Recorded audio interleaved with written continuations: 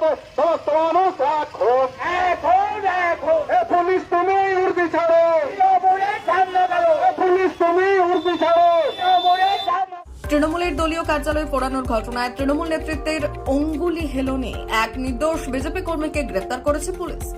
এই অভিযোগ তুলে আজ বাঁকুড়ার গঙ্গাজলঘাটি থানায় তুমুল বিক্ষোভে ফেটে পড়লেন এলাকার বিজেপি কর্মীর সমর্থকেরা। সালতোড়ার বিজেপি বিধায়ক চন্দনা বাউরির নেতৃত্বে মিছিল করে গিয়ে থানার সামনে বিক্ষোভে ফেটে পড়েন বিজেপি কর্মীরা।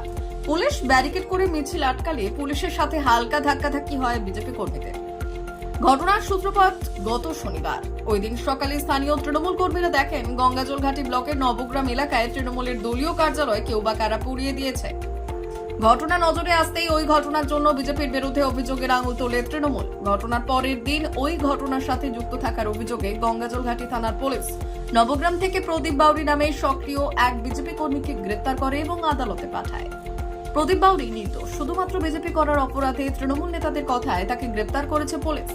এই অভিযোগ তুলে আজ মিছিল করে গিয়ে গঙ্গাজলঘাটি থানায় বিক্ষোভ দেখায় বিজেপি। থানায় ঢোকার মুখে পুলিশ ব্যারিকেড করে মিছিল আটকানোর চেষ্টা করলে পুলিশের সঙ্গে হালকা ধাক্কাধাক্কি হয় বিজেপি কর্মীদের।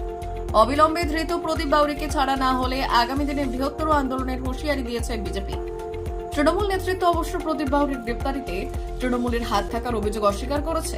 তৃণমূলের দাবি 2026-এর বিধানসভা নির্বাচনে নিজের টিকিট নিশ্চিত করতেই বিধায়ক চন্দনা বাউরি আন্দোলনের নামে নাটক করছেন।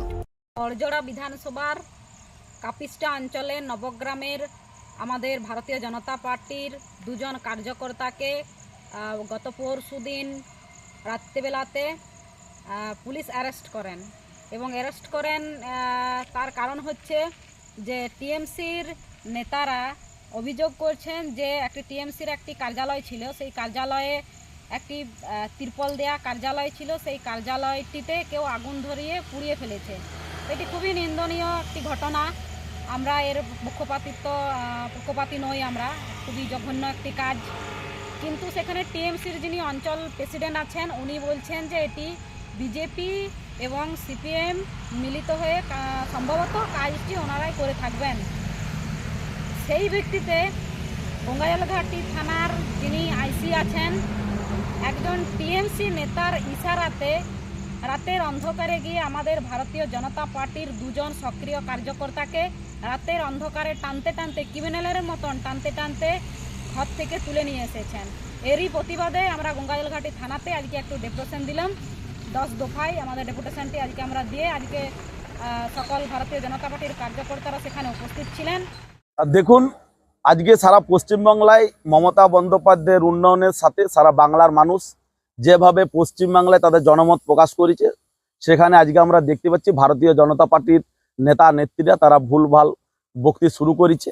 আমাদের বিধায়িকা মহোদয়া উনিও ওই ধরনেরই মানুষ, সেই পরিপ্রেক্ষিতে উনিও ভুলভাল বলছেন।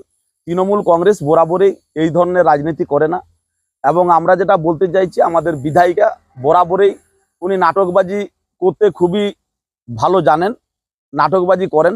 যখন উনি বিধায়িকা হলেন তখন বললেন আমি গরিব মানুষ, আমার মাইনার টাকায় গরিব মানুষকে দান করা হবে, আমার মাইনার টাকা দিয়ে রাস্তা সারা হবে, নানা রকম অভিনয় করে সর্বদাই মিডিয়ার চোখে উনি নিজেকে প্রকাশ করার বরাবরই চেষ্টা করেন। তার সাথে সাথে বলি সামনে আমাদের যে বিধানসভা নির্বাচন, আবার যাতে উনি টিকিট পায় তার চেষ্টার জন্য আবার এই নাটকবাজি করে মানুষকে ভুলভাল বুঝিয়ে এই সমস্ত অভিনয়গুলো করে যাচ্ছেন। দেখুন, আমরা রাজনীতিটা করি মানুষের মতামতকে নিয়ে, মানুষকে ভালোবাসি এবং মানুষের উন্নয়নের মধ্যে দিয়ে রাজনীতি করি। তৃণমূল কংগ্রেসের এমন কোথাও কোনো পরিস্থিতি হয়নি যে আমাদের পুলিশকে সঙ্গে নিয়ে আমাদেরকে রাজনীতিটা করতে হবে।